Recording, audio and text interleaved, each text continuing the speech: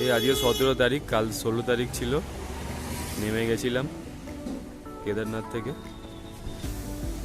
আজকে সকালবেলা গাড়ি লোড হচ্ছে, আবার বেরাবো বদ্রীনাথের জন্য। সকাল থেকেই আজকে মেঘলা আকাশ, জানি না কি হবে।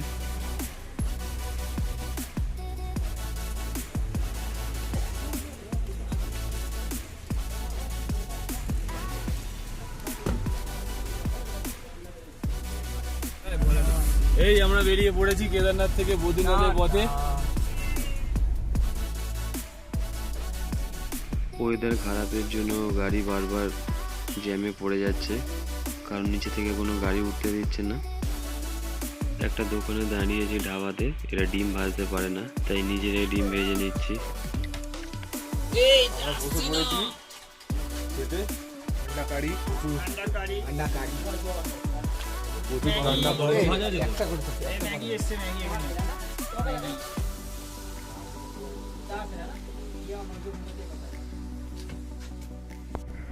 আবার চলেছি বদ্রীনাথের পথে, জানি না দেখতে পাবো কিনা, কারণ সব রাস্তাঘাট বন্ধ করে দিচ্ছে বৃষ্টির জন্য। দেখি এগাই কতটা এগাতে পারি। আর একটু পরেই তুঙ্গনাথ, যেখান থেকে ট্রেকিং স্টার্ট হয় সেটা দেখতে পাবো।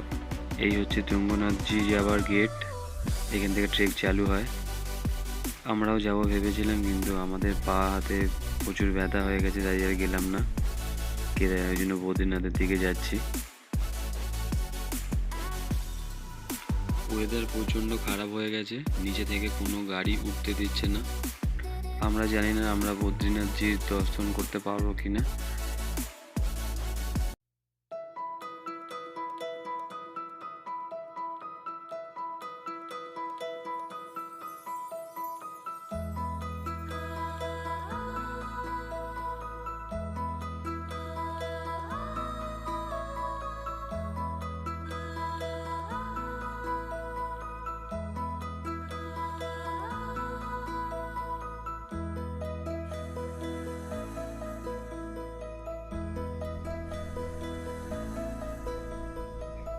তো আমরা বদ্রীনাথ অব্দি যেতে পারিনি, আমাদের গাড়ি ঘুরিয়ে দিয়েছে।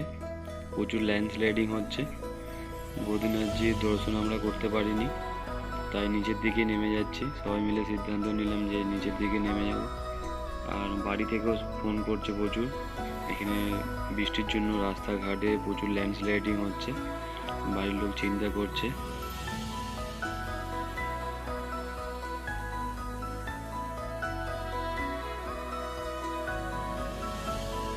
এখানে জলের স্রোতও আগের থেকে অনেক বেড়ে গেছে, দেখতেই পাচ্ছি।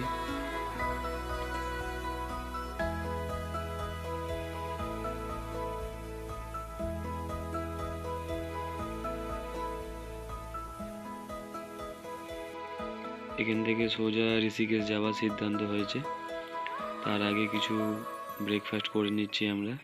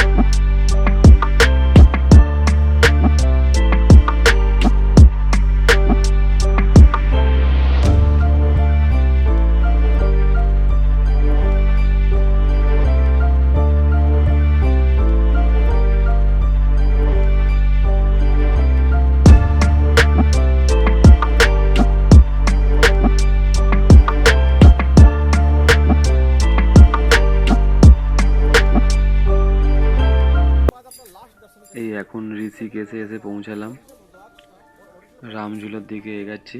একটা গাইড নিয়েছি, ওই সব মন্দিরের ব্যাপারে বলবে আমাদেরকে, আমরা তো এখানে কিছু জানি না।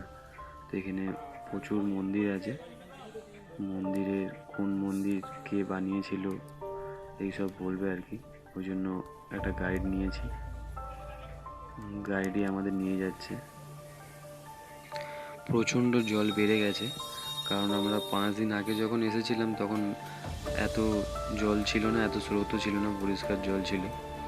এখন পুরো ঘোলা কাদা মাখা জল বৃষ্টির কারণে, আর প্রচুর স্রোত। এই রামঝুলে এন্ট্রি করছি আমরা।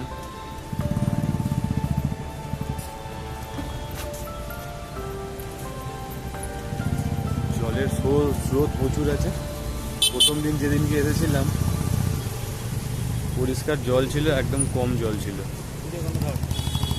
আজকে জলের স্রোত তো একদম মানে কি বলবো, একদম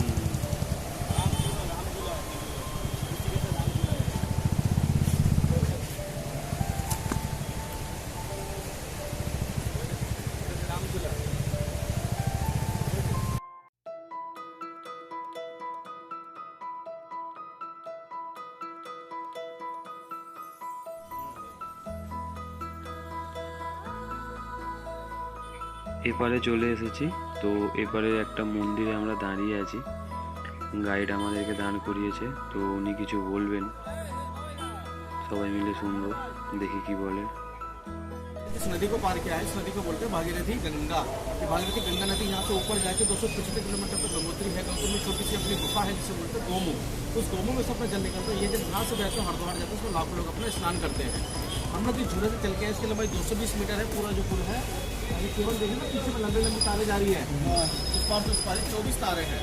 इस पर पूरा झूला रुका हुआ है। तो रुकने का हल्का हल्का सा हिलता भी है, तो हम पुल के देखिए इसे झूला बोलते हैं। असली नाम है इसका शिवानंद झूला। शिवानंद स्वामी के द्वारा बनवाया गया झूला है। 1985 में झूला बनना स्टार्ट हुआ था, 1986 में झूला बन के ये रेडी हो गया। इसी से हम चलते जब आए हैं, इसे बोलते हैं एरिया को स्वर्ग आश्रम। स्वर्ग आश्रम क्यों बोला जाता है? क्योंकि यहाँ पे है जो 5 पांडव भाइयों का अपना ये विश्राम स्थल माना जाता है। इस जगह में कुछ समय में विश्राम किया था, और यहाँ के बाबा काली कमल जी के द्वारा इस मंदिर का निर्माण करवाया गया, जिसे कि प्राचीन रामेश्वर मंदिर के नाम से जाना गया। तो स्वर्ग में जाने से पहले उन्होंने विश्राम किया, तो इसलिए इस जगह के नाम से पूरी जगह का नाम पड़ा है स्वर्ग आश्रम।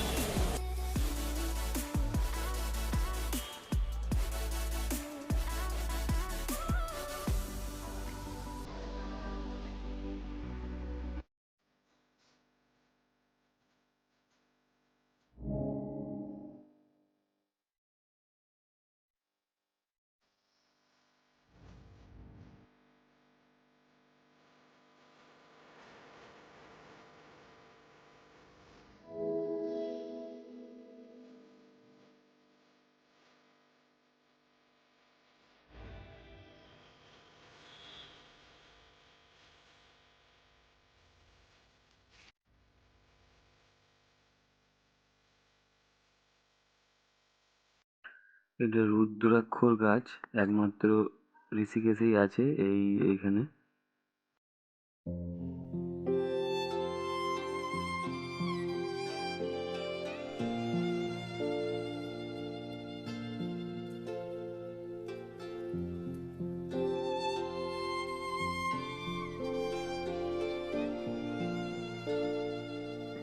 খুব দারুণ জায়গা এটা, সব রকম দেবদেবীরা এখানে আছে, আর খুব সুন্দরভাবে সাজানো, খুব ভালো লাগবে দেখলে।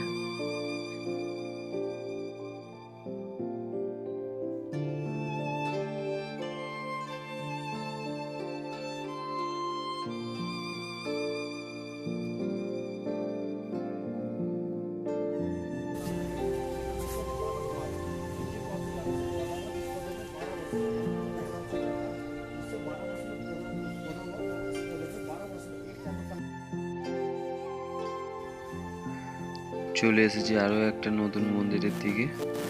এখানে চারিদিকে মন্দিরে ভর্তি, তাই কোন মন্দিরে কি নাম সেটা মনে রাখা খুবই চাপ।